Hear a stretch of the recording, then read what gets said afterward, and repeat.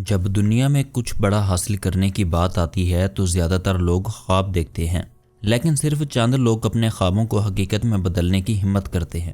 ایک ایسا نام جو بعد میں دنیا کے ہر کونے میں پہچانا گیا، لیکن اس نام کی کامیابی کے پیچھے ایک حیرت انگیز کہانی چھپی ہوئی ہے۔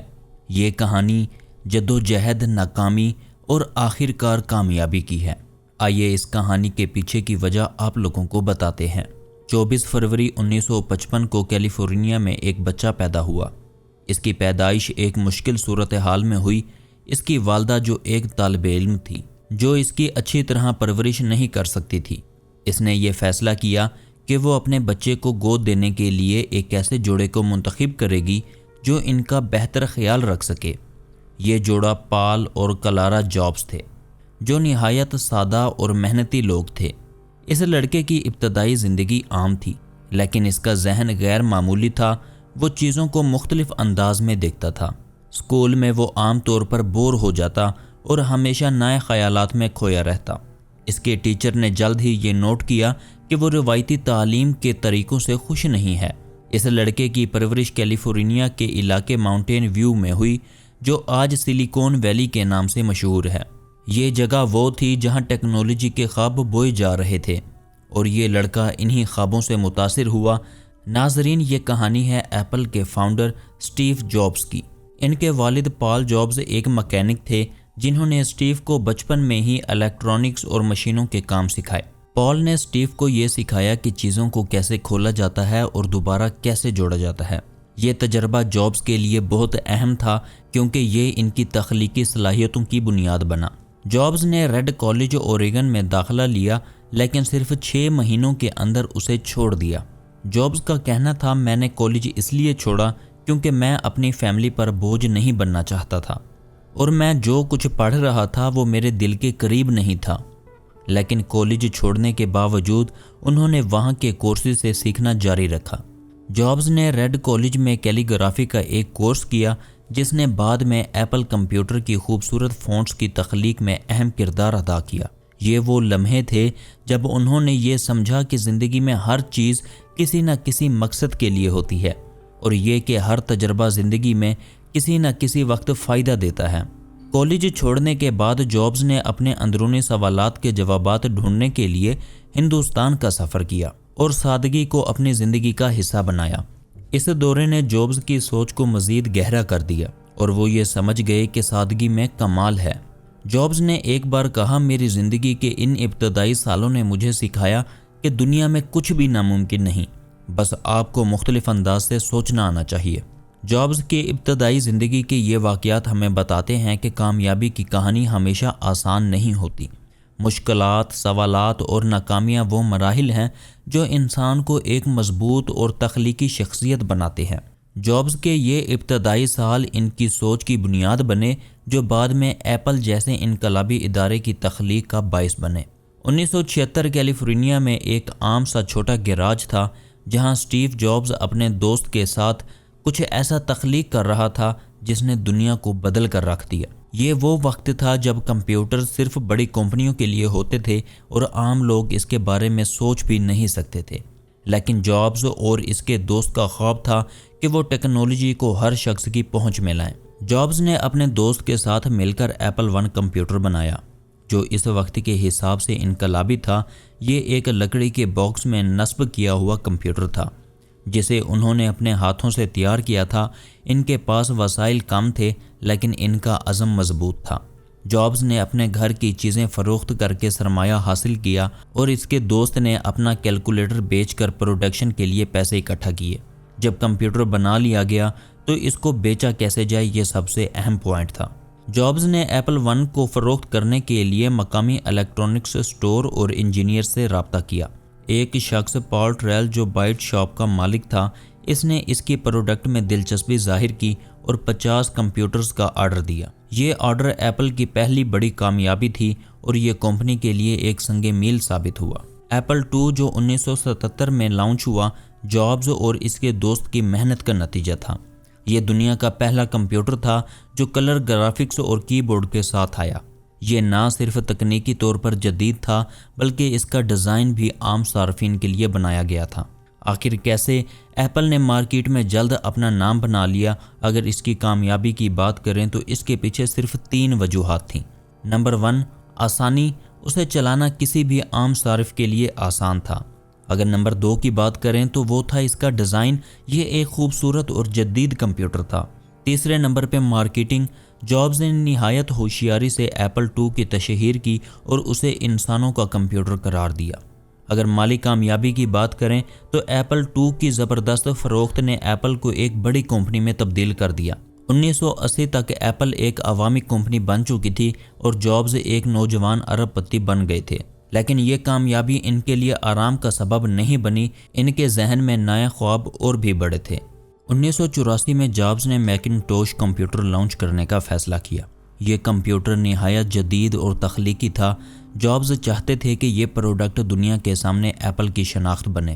انہوں نے اس کمپیوٹر کے ہر پہلو پر خاص توجہ دی، ڈیزائن، یوزر انٹرفیس اور پیکیجنگ۔ میکنٹوش کی تیاری کے دوران کمپنی کو کئی مسائل کا سامنا کرنا پڑا۔ ٹیم کے ساتھ اختلافات، جابز کے پرفیکشنسٹ رویے کی وجہ سے ٹیم کے کئی ارکان ان سے ناخوش تھے۔ اگر مالی دباؤ کی بات کریں، میکنٹوش کی تیاری پر بہت زیادہ پیسہ خرچ ہو رہا تھا اور بورڈ آف ڈائریکٹر اس پر سوالات اٹھا رہا تھا۔ میکنٹوش اپنی شاندار تخلیق کے باوجود ابتدائی طور پر مارکیٹ میں کامیاب نہ ہو سکا کیونکہ یہ مہنگا تھا اور سافٹ ویئر کے لحاظ سے محدود تھا۔ 1985 میں ایپل کے اندر اختلافات اس حد تک بڑھ گئے کہ جابز کو کمپنی سے نکال دیا گیا۔ یہ فیصلہ بورڈ آف ڈائریکٹر نے کیا جو اس وقت جاب کے ویژن سے مطمئن نہیں تھے۔ جابز نے کہا، مجھے ایسا لگا جیسے کسی نے میرے خواب چھین لیے ہوں، لیکن یہ میری زندگی کا سب سے بڑا سبق بھی تھا، یہ ان کی زندگی کا سب سے نازک لمحہ تھا، لیکن انہوں نے ہار نہیں مانی۔ جابز کے لیے یہ ایک نیا موڑ تھا، وہ اپنی ناکامی کو اپنی طاقت میں بدلنا چاہتے تھے۔ انہوں نے ایپل کے بغیر اپنی زندگی کا نیا سفر شروع کیا جو ایک بار پھر کامیابی کی طرف لے گیا۔ 1997 میں ایپل شدید مالی مشکلات کا شکار تھا۔ ایک وقت ایسا آیا جب یہ افواہیں پھیلنے لگیں کہ ایپل کا خاتمہ قریب ہے۔ کمپنی نے اپنی مصنوعات کے لیے جدت اور ویژن کھو دیا تھا۔ بورڈ آف ڈائریکٹرز کو احساس ہوا کہ اگر کسی کو ایپل کو بچانا ہے تو وہ صرف اور صرف ایک شخص ہو سکتا ہے اور وہ ہے اسٹیو جابز۔ جابز کو ایپل میں واپس بلایا گیا اور وہ ایک عبوری CEO کے طور پر کمپنی میں شامل ہو گئے۔ ان کی واپسی کے ساتھ ایپل میں ایک نیا عزم، نیا ویژن اور نئی امید پیدا ہوئی۔ جابز نے فوراً کمپنی کے غیر ضروری پروڈکٹس کو ختم کر دیا اور ایپل کی توجہ کو چند اہم منصوبوں پر مرکوز کر دیا۔ واپسی کے بعد سب سے پہلی کامیابی آئی میک کی صورت میں ملی۔ 1998 میں جابز نے آئی میک متعارف کروایا جو ایپل کا سب سے بڑا پروڈکٹ تھا۔ ان کی واپسی کے بعد یہ کمپیوٹر اپنی جدید ڈیزائن اور رنگین باڈی کی وجہ سے بے حد مقبول ہوا۔ یہ صرف ایک پروڈکٹ نہیں تھا بلکہ ایپل کی نئی شروعات کی علامت تھا۔ جابز نے آئی میک کے ذریعے دنیا کو دکھایا کہ ٹیکنالوجی نہ صرف کارآمد ہو سکتی ہے بلکہ خوبصورت بھی ہو سکتی ہے۔ انہوں نے اس پروڈکٹ کی مارکیٹنگ کو بھی منفرد بنایا اور آئی میک نے ایپل کو دوبارہ مالی طور پر مستحکم کر دیا۔ اس کے بعد 2001 میں جابز نے آئی پوڈ لانچ کیا جو دنیا کی پہلی ایسی ڈیوائس تھی جس نے لوگوں کو ہزاروں گانے جیب میں رکھنے کا موقع دیا۔